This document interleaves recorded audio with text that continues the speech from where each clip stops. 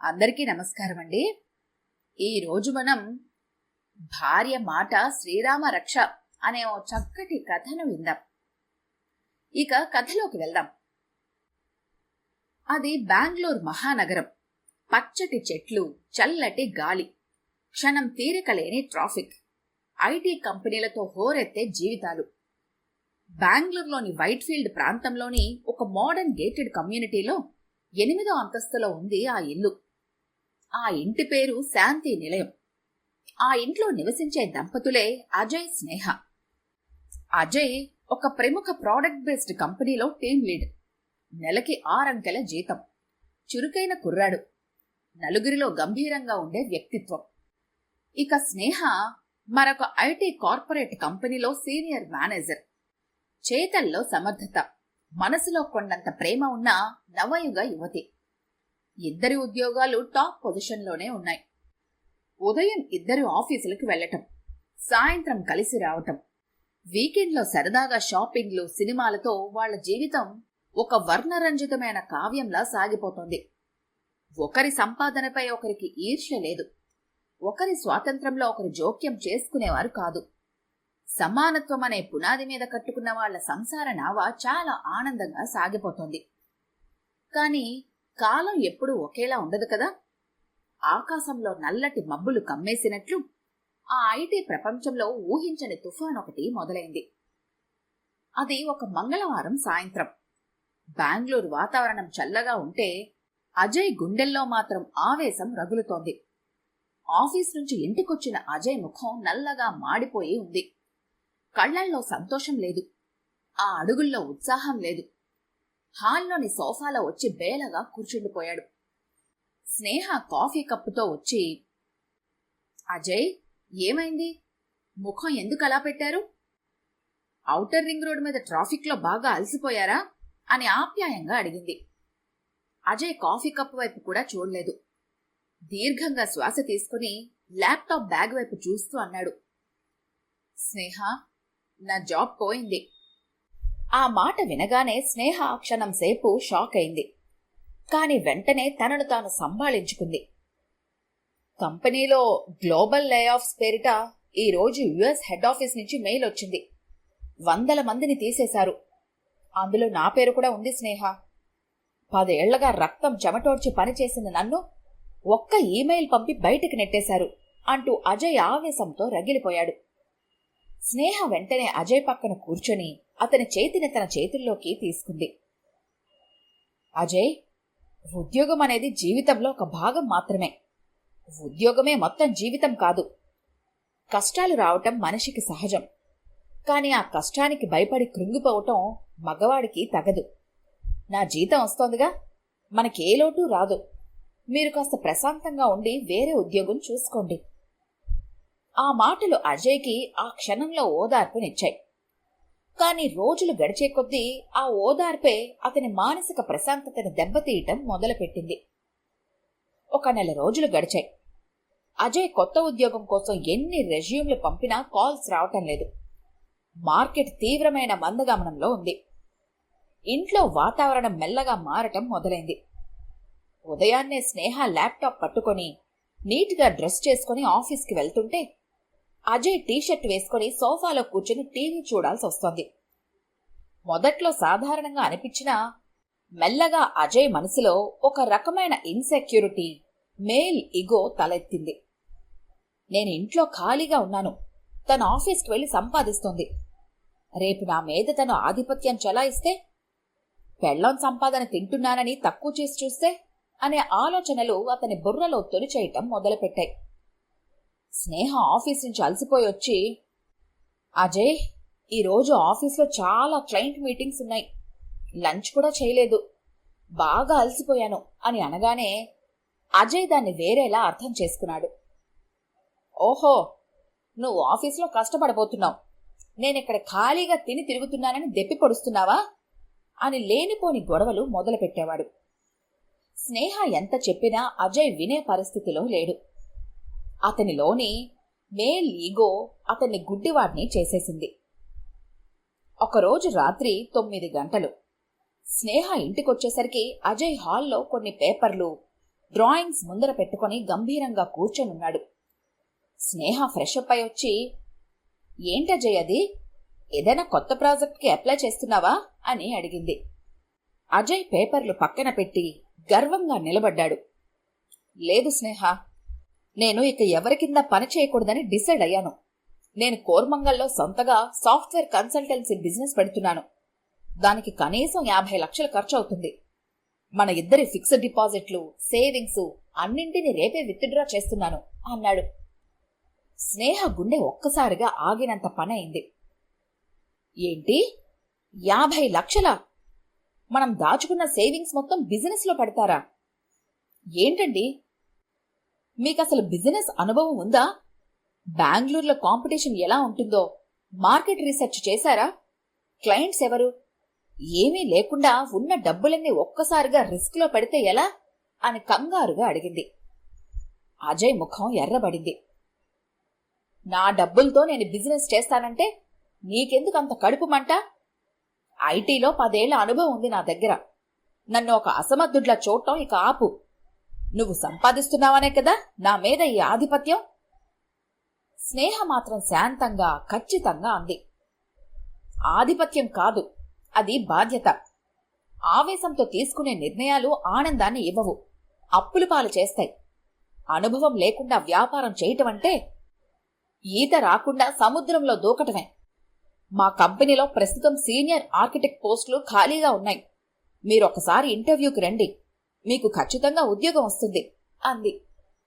ఆ మాట వినగానే అజయ్ అహం తారాస్థాయికి చేరింది. వాట్?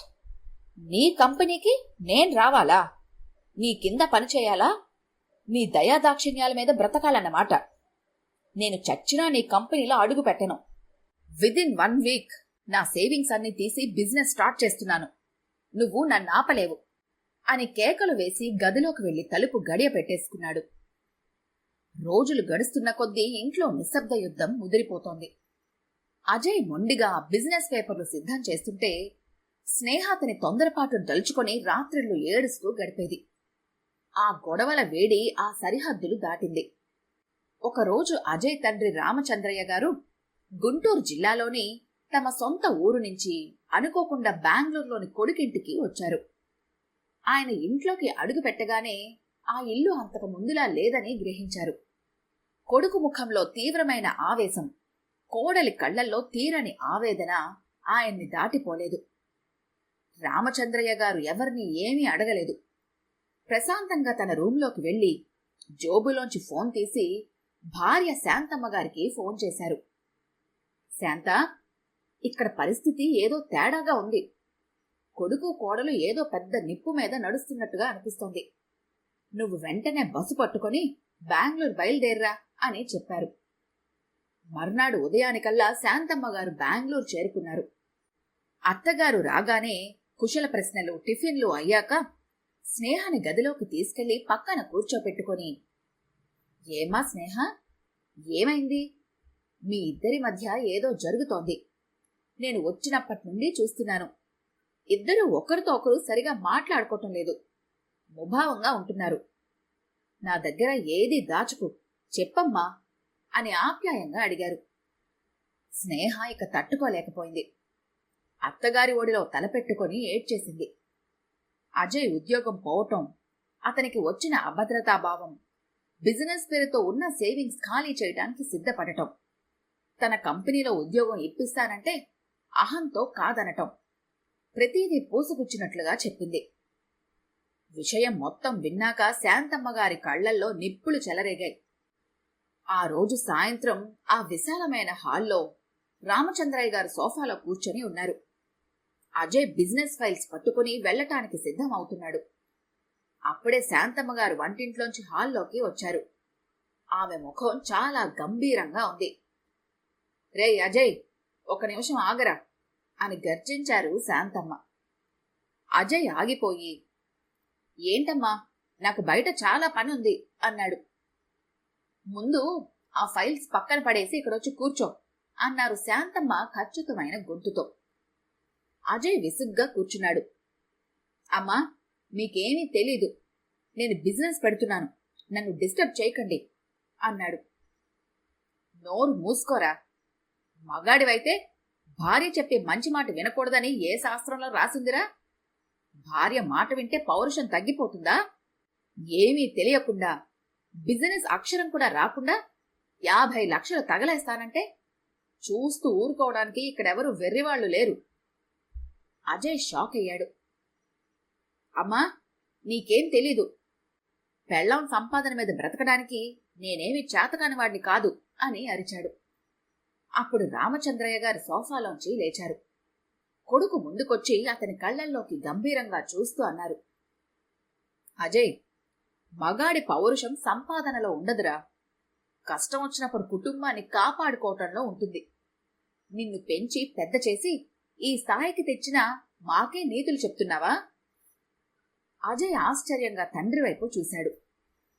రామచంద్రయ్య గారు కొనసాగించారు, నేను కూడా నీలానే యవ్వనంలో ఉన్నప్పుడు అడ్డమైన వ్యాపారాలు పెట్టి ఉన్న ఆస్తంతా తగలేద్దాం అనుకున్నాను. కాని ఆ రోజు మీ అమ్మ నా కాళ్లు పట్టుకొని ఆపింది. వ్యాపారాలు మనకొద్దు, రూపాయి పొదుపు చేసి పొలం కొందాం అంది. ఆ రోజు నేను మగాణ్ణి అన్న అహాన్ని పక్కన పెట్టి మీ అమ్మ మాట విన్నాను కాబట్టే ఈ రోజు మన కుటుంబానికి 40 ఎకరాల పొలం ఉంది. నువ్వు ఈ స్థాయిలో చదువుకున్నావు. ఇప్పటికీ మన ఇంట్లో ఏ ముఖ్యమైన నిర్ణయం అయినా నేను మీ అమ్మని అడిగే తీసుకుంటాను. శాంతమ్మ గారు ముందుకొచ్చి ఇంకా గట్టిగా చెప్పారు, చూడజయ్, ఏమీ తెలియకుండా బిజినెస్లు పెట్టి రోడ్డున పడి ఉన్న ఇళ్ళు వాకిళ్ళు అమ్మేసుకొని నాశనమైపోయిన మహానుభావులను చాలా మందిని చూశాను నేను. స్నేహ నీకంటే తక్కువే చదువుకోలేదు, నీకంటే తక్కువ పదవిలో లేదు. కాని తను నిన్ను గౌరవిస్తోంది. తన కంపెనీలో ఉద్యోగం ఇప్పిస్తానంటే నీ కింద పని చెయ్యాలని అడుగుతున్నావే, అది పౌరుషం కాదురా, పచ్చి అజ్ఞానం. భార్యని సమానంగా చూడలేనివాడు అసలైన మగాడే కాదు. మీకోసం కన్నవారితో పోట్లాడి వారిని ఒప్పించి మరీ నిన్ను పెళ్లి చేసుకుందే, ఇదేనంట్రా ఆ పిల్లకు నువ్విచ్చే మర్యాద? మీరు కష్టపడి దాచుకున్న సేవింగ్స్ మీద నీకెంత హక్కుందో నా కోడలికి అంతే హక్కుంది. తన అనుమతి లేకుండా నువ్వు ఎలా దాన్ని ఖర్చు చేద్దాం అనుకుంటున్నావు?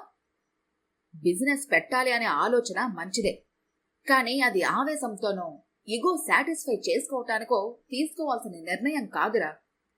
మీరు మంచిగా స్థిరపడి బాగా ఆలోచించి అన్నీ సరిచేసుకొని ఎంతో ముందు చూపుతో తీసుకోవాల్సిన నిర్ణయం రాది. ఒకసారి నీ భార్య స్థానంలో ఉండి ఆలోచించు. తను ఏం చెప్తుందో నీకే అర్థమవుతుంది అంటూ ముగించారు వారు. తల్లిదండ్రుల నుంచి వచ్చిన ఆ ఎదురు దెబ్బ, కన్న కొడుకు మీద కన్నా కోడలపైన వారు చూపిస్తున్న ప్రేమ ముందు పూర్తిగా ఓడిపోయిన అజయ్. వారి మాటలు అజయ్ గుండెల్లో అహంకారాన్ని ముక్కలు ముక్కలు చేసేసింది. అతని చేతిలోని బిజినెస్ ఫైల్ కింద పడిపోయింది. ఇన్నాళ్ళు తనని గుడ్డివాడిని చేసిన మగాడి అహం ఎంత నీచమైనదో, తను ఎంత పెద్ద తప్పు చేయబోయాడో అతనికి స్పష్టంగా అర్థమైంది. తను బిజినెస్ పేరుతో వేయబోయిన రాంగ్ స్టెప్ తన కుటుంబాన్ని రోడ్డున పడేసేదని తెలుసుకొని అతనికి చెమటలు పట్టాయి. అజయ్ నెమ్మదిగా స్నేహ దగ్గరకు వచ్చాడు. స్నేహ కళ్లల్లో నీళ్లు నిండున్నాయి. అజయ్ స్నేహ 2 చేతులు తన చేతుల్లోకి తీసుకుని మోకాళ్ల మీద కూర్చున్నాడు. నన్ను క్షమించు స్నేహ. ఉద్యోగం పోయిందనే భయంతో నాలోని అహంకారాన్ని నీ మీద చూపించాను. నన్ను కాపాడటానికి నువ్వు వేసిన ప్రతి అడుగుని నేను అనుమానించాను. నా అజ్ఞానాన్ని క్షమించు స్నేహ. రేపే నీ కంపెనీకి ఇంటర్వ్యూకొస్తాను. నీ పక్కన నిలబడి మళ్లీ నా జీవితాన్ని 0 నుంచి ప్రారంభిస్తాను. స్నేహ కంటి నుంచి ఆనంద భాష్పాలు రాలాయి. వెంటనే అజయ్ని కౌగిలించుకుంది. శాంతమ్మ గారు, రామచంద్రయ్య గారు ఆ దృశ్యాన్ని చూసి ఎంతో సంతోషపడ్డారు. శాంతమ్మ గారు కొడుకు తల నిమురుతూ అన్నారు, అదిరా నా కొడుకంటే. భార్యాభర్తలంటే ఒకరికొకరు పోటీ పడే శత్రువులు కాదురా. కష్టసుఖాల్లో ఒకరికొకరు తోడుగా నీడగా నిలిచే కాడిద్దులు. భార్య మాట వింటే ఏ మగాడు తక్కువైపోడు. ఆ కుటుంబం ఎప్పటికీ చెడిపోదు. ఇంట్లో మళ్లీ పాత నవ్వులు, వెలుగులు, ప్రశాంతత తిరిగొచ్చాయి. 2 రోజుల తర్వాత శాంతమ్మ గారు, రామచంద్రయ్య గారు తమ సొంత ఊరు బయలుదేరటానికి సిద్ధమయ్యారు. ఇంటి గుమ్మం దగ్గర బ్యాగు పట్టుకుని నిలబడ్డారు. స్నేహ అత్తగారి కాళ్లకి దండం పెట్టి, అత్తయ్య, ఇంకొన్ని రోజులు ఉండి వెళ్ళొచ్చు కదా అంది ఆప్యాయంగా. శాంతమ్మగారు స్నేహ తల నిమురుతూ, చూడమ్మా స్నేహ, మేమొచ్చి మీ ఇద్దరి మధ్య ఉన్న మబ్బులన్నీ తొలగించాం. ఇక ప్రశాంతంగా కాపురం చేసుకోండి. ఒకవేళ వీడేవైనా మళ్ళీ తోక జాడించి నానా హంగామా చేస్తే వెంటనే నాకు ఫోన్ చెయ్యి. నేను మీ మామయ్య ఉన్నాం కదా నీకు అండగా. దేనికి భయపడకు. ఆ మాట వినగానే అజయ్ ముఖం చిన్నబోయింది. కంగారుగా చేతులు జోడిస్తూ, అమ్మో వద్దు బాబోయ్, ఆల్మోస్ట్ నన్ను కొట్టినంత పని చేశారు మీరు. ఇక మీదట నేను అలాంటి తప్పులు అస్సలు చెయ్యను అని మాటిస్తున్నాను అని స్నేహ చెయ్య పట్టుకున్నాడు. అజయ్ అమాయకంగా నా మాటకి శాంతమ్మగారు, రామచంద్రయ్య, స్నేహ అందరూ ఒక్కసారిగా గట్టిగా నవ్వేశారు. ఆ నవ్వుల మధ్య అత్తమామలిద్దరూ సంతోషంగా ఊరికి ప్రయాణమయ్యారు. ఇంట్లో మళ్లీ పాత వెలుగులు, ప్రేమానుబంధాలు నిండాయి. సంసారం అనే చక్రం సరిగ్గా తిరగాలంటే భార్యాభర్తలిద్దరికీ పరస్పర గౌరవం, చేస్తున్న ప్రతి పనిలోని అవగాహన చాలా అవసరం. కష్టకాలంలో అహం అనే గుడ్డితనాన్ని పక్కన పెట్టి మన భాగస్వామి ఇచ్చే మంచి సలహాని స్వీకరించటమే అసలైన వివేకం. భార్య మాట వినటం అంటే లొంగిపోవటం కాదు, సంసారాన్ని స్వర్గం చేసుకోవటం. ఈ కథ మీ మనసుని తాకితే లైక్ చేయండి, షేర్ చేయండి. మీ అభిప్రాయాలను కామెంట్ రూపంలో తెలపండి. మరిన్ని ఇంట్రెస్టింగ్ కథల కోసం మన ఛానల్ని సబ్స్క్రైబ్ చేయటం మాత్రం మర్చిపోకండి. మళ్ళీ ఇంకో మంచి కథతో కలుద్దాం. అంతవరకు సెలవు. మీ హైమ.